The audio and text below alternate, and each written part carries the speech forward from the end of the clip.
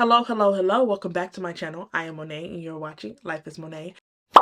This month I'm going to be doing something a little different from using my TBR prompt jar to pick my TBR. There are quite a few series that I want to make sure that I am progressing my way through. And so I have officially put like a soft ban on me starting a new series before I finish at least one or two of the series that I'm currently in the middle of. And so what I did was go through my shelves and pick out books that I need to continue in the series, but I don't want to get so far removed from having read the first book in the installation to the point where I need to actually reread them before I can continue on. To me, that is a bit of a frustrating experience when I pick up a book and I don't pick up the next one in enough time, and then I kind of lose the context and I have to go back. And you can't always find spoilery summaries or spoilery reviews for a lot of books, particularly with fantasy, because no one really wants to be spoiled.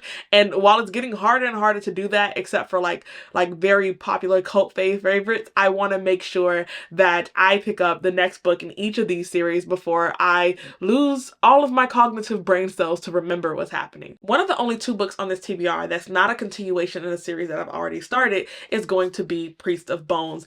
I am very, very excited to pick this book up and read it because the reviews and the synopsis really reminds people of Peaky Blinders, which is a show that I really enjoy. Our main character Thomas, who actually shares a name with Thomas Shelby from the show, so that just makes me that much more excited. He takes his duties as a soldier and a leader of men and a brother very, very seriously. He is returning home to his village from a war, and he is excited to get back to home to ensure that the atrocities of war never actually touch his hometown. But when he gets back home, he finds out that his crime empire has actually been stolen and that his people are really struggling to survive. And so with his brother and his best friend, he is determined to reclaim what is his. Somehow, along the way, Thomas is dragged into the political plots of the Queen's men, and he's forced to work against foreign infiltrators. However, despite his greatest efforts, the war seems to be spilling over into his village. If you watched the show Peaky Blinders on Netflix, then you know that the synopsis of this book is nearly identical. However, I don't expect this to be the same. This is an indie fantasy author,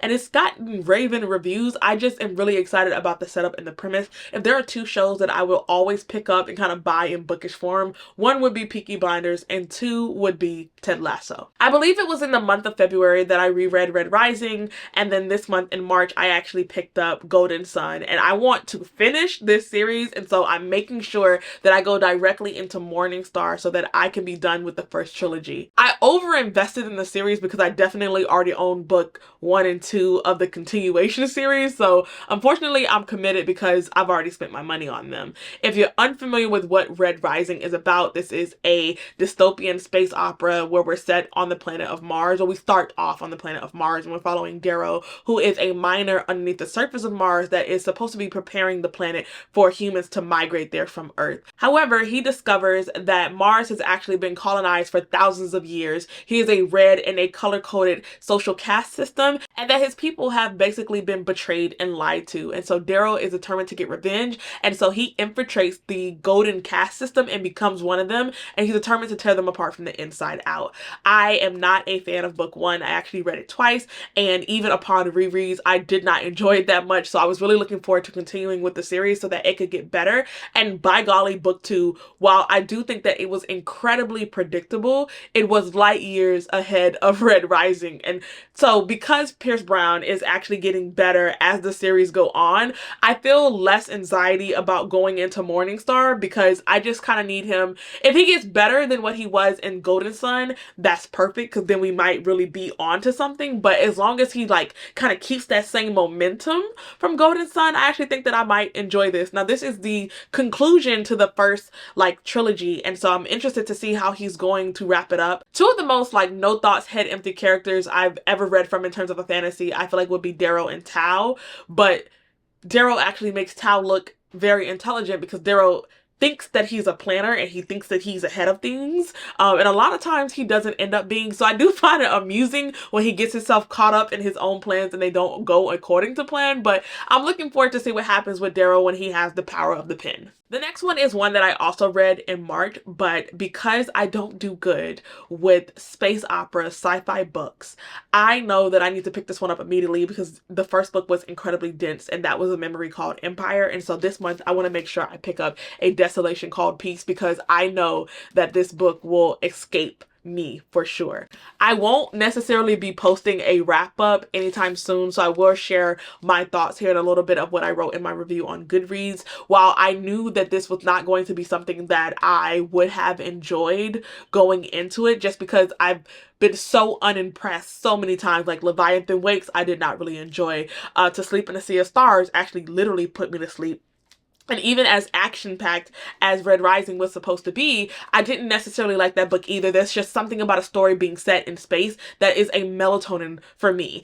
And this one, I feel like Martine did everything she could to impress me. And it was the only book that I remained engaged with from beginning to end, which is surprising because this is a very dense read. Like, the world building in this book is massive, and that's actually my biggest gripe with book one. I felt like Martine had a clear vision of what she wanted her story to look like, and there was so much excessive and obsessive fine-tuning to the story that the constant like tweaking and adding of details started to feel a little like obsessive in nature.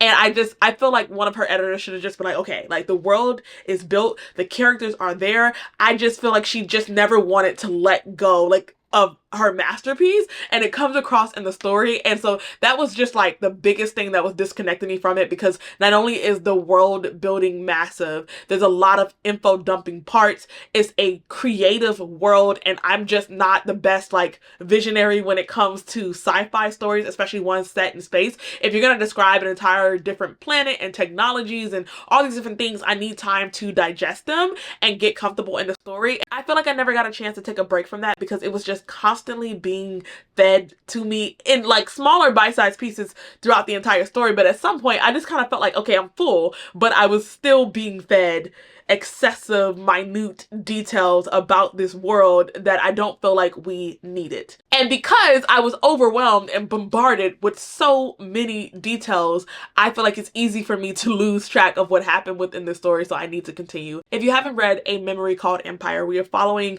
kind of like this representative or diplomat from a certain space station or planet. She's traveling to the heart of this empire where her predecessor was actually killed, and she doesn't know if it was due to natural causes or a mistake, or if this person was actually murdered. There's a particular technology that her homeland actually holds, and they are very particular about making sure that the empire does not get their hands on this technology. In fact, they're one of the only remaining sovereign nations that's not under the control of this empire. What I find most interesting is that while her homeland is so determined to make sure they don't get caught up in the orbit of this empire, they are obsessed, especially our main character that we're following. She's obsessed with the culture and the art and the literary production of this empire, and so she consumes their culture massively. And so it's ironic to see how they still have so much influence and how they still sunk in their teeth even in these nations that are clinging for dear life to the sovereignty. And so when she arrives at the empire to find out what happened to her predecessor, she realizes that her life may actually be in danger as well. Book one ends in a very interesting place, and I'm really hoping that we pick up exactly where we left off in book two. But yeah, I realized that I probably should have read an ebook version of this so that I could have like highlighted and taken notes on like important things throughout the story. This is something that I feel like I would reread through ebook version so that I could keep track of that, but I did not do that. I read it physically. There's just so much that was happening in book one that I feel like if I'm not so focused on like digesting what the author is constantly feeding me, and I get a second to really breathe and just exist within the world, this may be one of the space operas that I actually really enjoy. And then we have the second book that is actually not a well, it technically is a continuation. That's going to be Best Served Cold by Joe Abercrombie. I read, what is it called? The First Law Trilogy last year. And before I can go into Age of Madness, there are some standalone books that I need to read in between. And at first that just felt like so much work. I'm not a fan of having no choice but to read other installations before I can continue in a series. But I think I've just gotten over that gripe and gotten over my bitterness around that. And I already own Age of Madness, and I'm really tired of those books just sitting on my shelves. And honestly, between me and you, I am not someone who really cares. Part of me was just gonna pick those books up and read them anyway, because you can't tell me what to do, and I read books in whatever order I want to read them in. But I don't know, over time something kind of changed. I seen this in the store, I was like, you know what? I'll do it. I'll do it. But there's technically 3 standalone books, I think, and a couple of novellas, but I'm not reading the damn novellas. There's 3 standalone books before I can go into Age of Madness. And so if I read these standalone books and then go into Age of Madness, it better have been necessary. I'm not even going to say that it should have been worth it, because I feel like extra context in a world is always worth it, but it better have been necessary.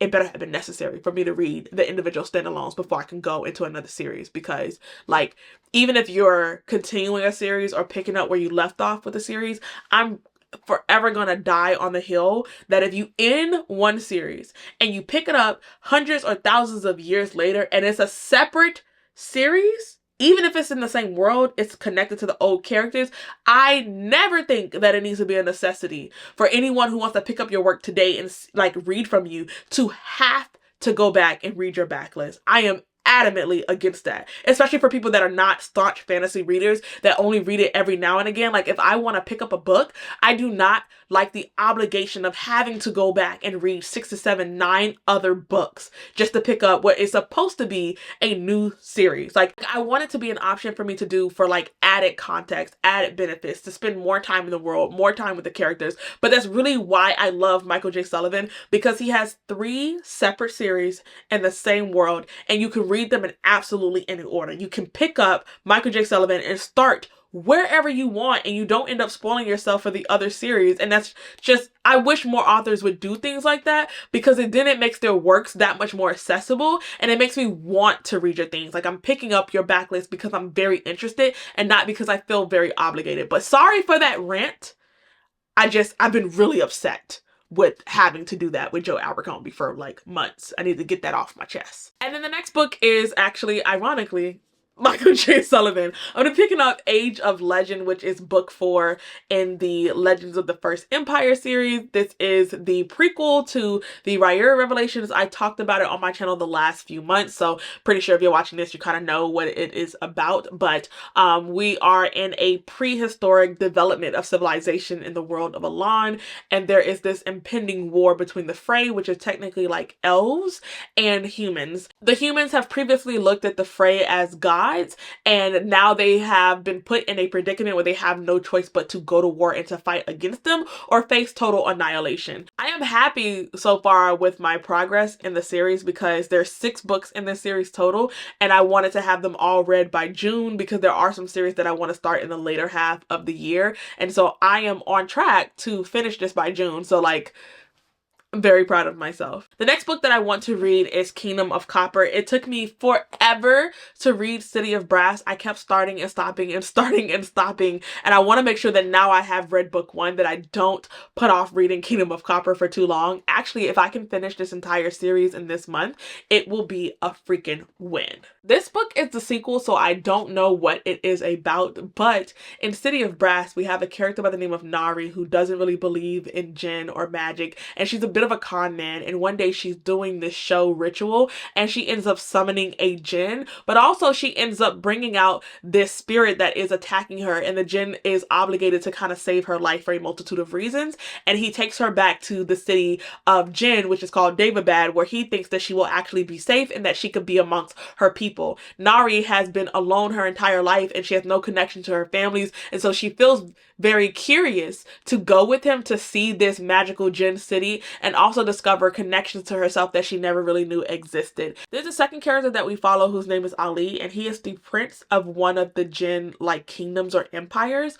within the story. And yeah, I don't exactly know what to expect from Kingdom of Copper. I feel like I have like moderate expectations, like, you know, as long as it keeps up what book 1 did, I think that I'll be okay. But it would be nice to be impressed. I've heard that the books get better as they go along.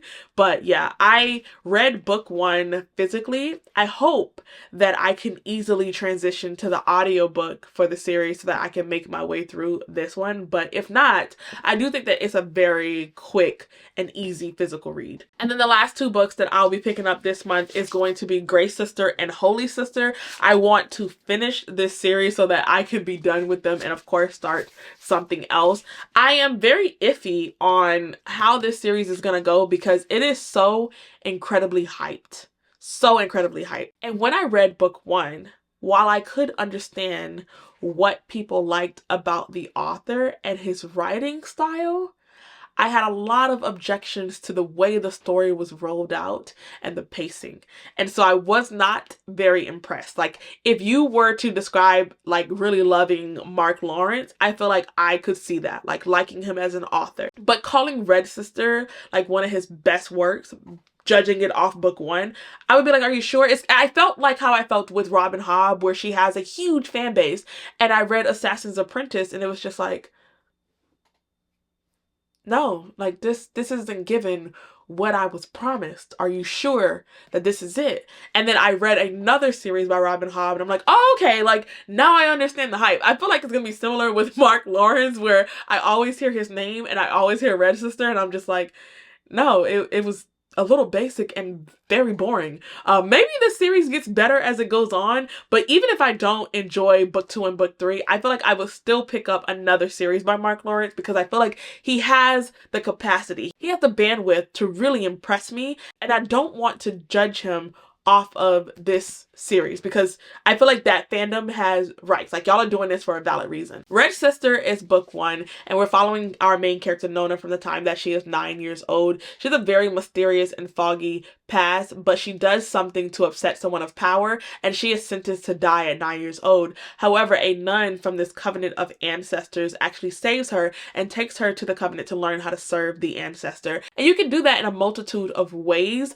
but the Red Sister are typically trained to be assassins, and then the Holy Sister and the Gray Sister are different I don't want to say hierarchies, but they perform different tasks in service of the ancestor. Throughout the book, we watch Nona train and grow up and develop friendships and relationships, but she also gains a lot of enemies along the way, and her past, the little that we know about it, does not seem to want to let her go, and she attracts a lot of attention, including from the Emperor himself. In book 1, there is a foundation for a prophecy, and you spend most of the book trying to figure out if Nona fits into this prophecy, if she is a chosen one, if she is the protector of the chosen one. But it gets very muddled, and you come to the understanding that 1, the prophecy may not be what people think it is, and 2, a lot of people have misinterpreted the prophecy. And so I feel like by the end of the book, you're left kind of like wondering and like a little frustrated that you don't get a lot of answers to the question in the background, because we're mostly just at the school watching Nona train and all of the interesting things that are happening within this empire, because the empire is struggling to stay afloat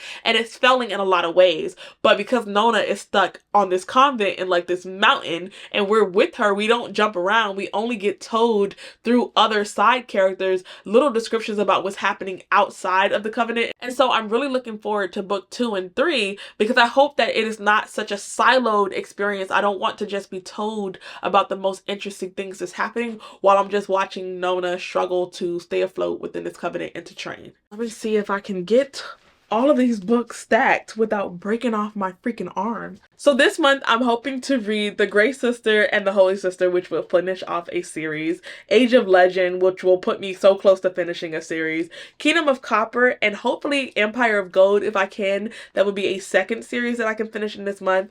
A Desolation Called Peace, which will be me finishing a duology. Morningstar, which will be me finishing a trilogy. Priest of Bones is a series that I actually think I'll be starting, but I'm really excited to read that, so I am going to read it. And then Best Served Cold, which will be me continuing in another series.